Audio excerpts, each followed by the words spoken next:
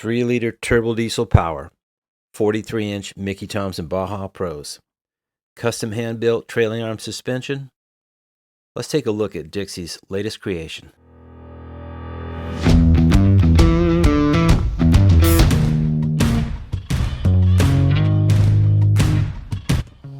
All right, welcome back to Exhibition Builds. I'm out on the trail with Bryce Thompson. And Bryce, what did you do?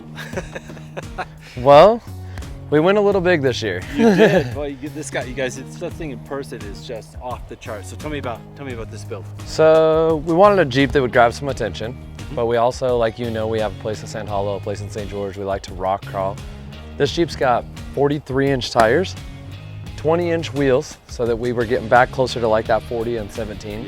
Yeah. We knew it had a long wheelbase compared to Wranglers. 4-door Jeeps are a little bit long for most people, so going even a little bit longer. A lot of places it helps you, there's some places it hurts you. One of the stock Gladiator's problems is they have a lot of overhang.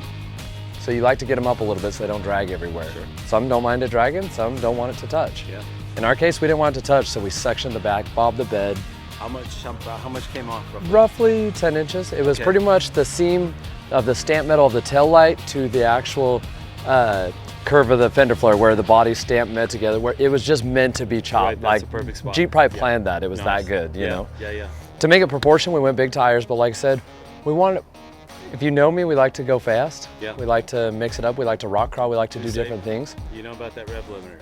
But I've also broke a lot of things. So when we went with this big of a tire, we teamed up with Dynatrack and they came out with their XD 80 and 60 combo. So that's what, 60 front, 80 rear? But 40 spline front, inner, outer, which is not standard. No, not at all. If you plan ahead with Dynatrack, you can order axle a little bit more to your likings and what you're doing. And so is this axle available for everybody? it is, with the proper planning ahead. You know, it's not going to be on their website, click here, but you can get on the phone, you can call them up. We went 74.5 wide, 40 spline front, 40 spline rear, 538s. Everyone goes, oh, it's a little low with this. And the answer is, with this Jeep set up the way that it is, right now I think it's right in the sweet spot. Good. It crawls so good. We're gonna, we've seen it crawl a little bit. We'll get some footage for you guys so you can see it in action. So we talked about axles. What about suspension? What are you running for?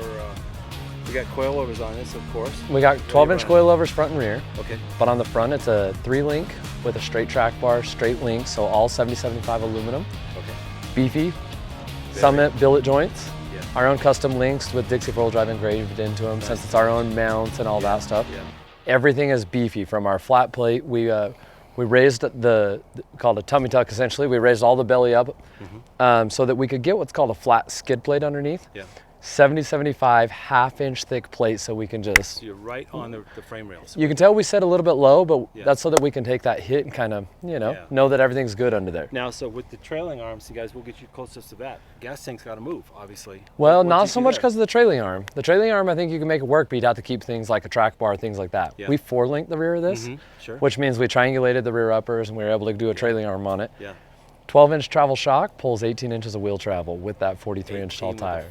18 with a 43. Yep, Wow. yep. Which is, we haven't got a chance to jump it yet, but we've got to mash through the whoops pretty good. We've got to rock crawl. We did Moab Rim, Hell's Revenge, Potato Salad Hill. Bump stops, they're pretty close to dialed in. And you're getting a good feel for it now, right? Yep. It's being as new as it is. For being shot out of the cannon and having axles 2.5 weeks ago and showing up today at this event with this, we're happy with the spring rate we have, but we think we can dial it a little more. But I think you'll like the footage you see when we get to open it up a little bit. Very good. All right, so tell me, we did suspension, we did axles. Tell me a little bit more about what are you running on this build?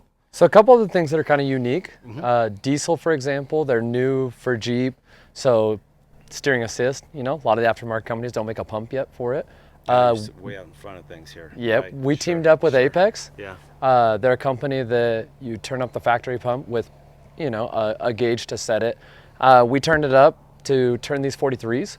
We got a redneck Ram with a ported box because we've done a ported box on a diesel and know that we've gotten that to work. How's it working? Right now it works good. Moab Rim, there was a few spots with 8 PSI, which we're sitting at, rock crawling, twisting it. There was a couple times I had to back up and readjust. Give it a little more. But we haven't put the Ram assist on it yet. It's I a ported box, but we got to add the so Ram.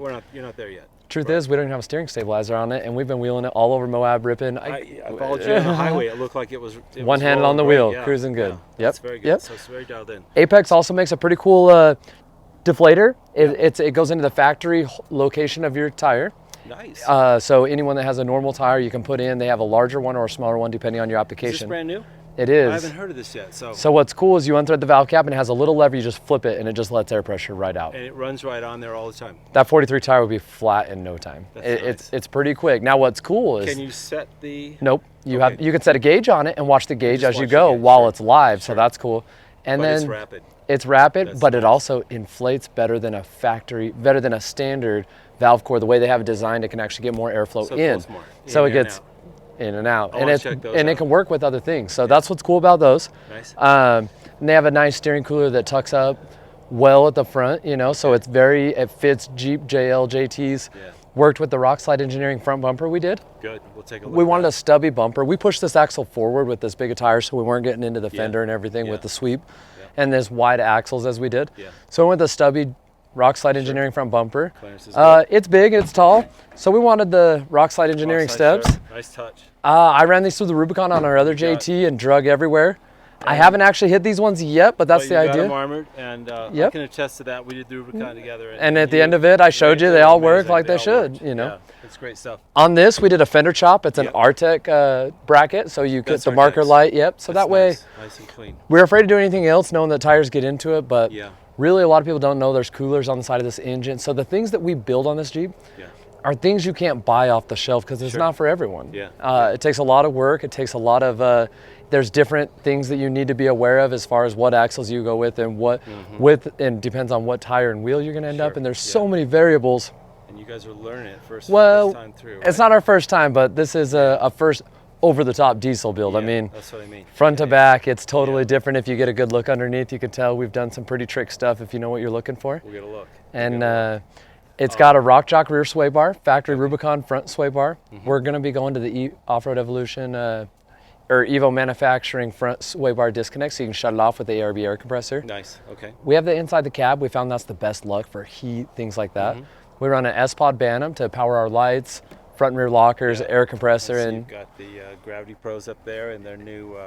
Dude, Hell's Revenge, it lights it up. Yeah, I mean, it was lighting it up everywhere out there. So that looks great. We're not done yet. We got the rock lights. We got we're gonna do a nice little chase rack on the back with a spare tire that lifts up. Now, are you building that in house? Yeah, everything was built in house. Yeah. So I mean, that way we could.